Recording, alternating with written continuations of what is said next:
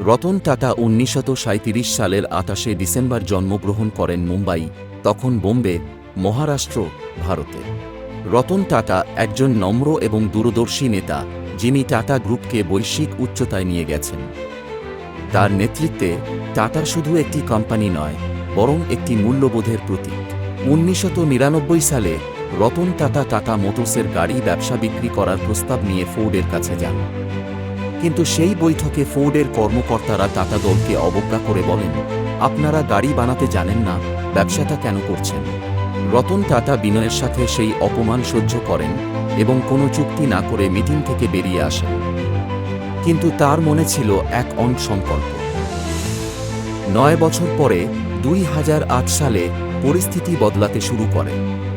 Ford আর্থিক সংকটে পড়ে, আর তখনই রতন টাটা এগিয়ে আসেন।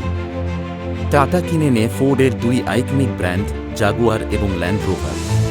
ফোর্ডের সেই অপমান আজ হয়ে উঠেছে ফোর্ডের রক্ষাকর্তা হিসেবে রতন টাটার জয়গান।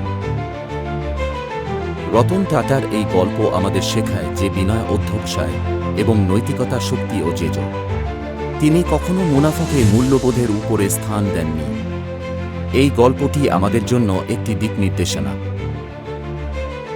রতন টাটার বিখ্যাত উক্তি দিয়ে শেষ করি, আমি সঠিক সিদ্ধান্তে বিশ্বাস করি না। আমি সিদ্ধান্ত নেই, তারপর তা সঠিক প্রমাণ করি। Please like, subscribe and hit the bell icon.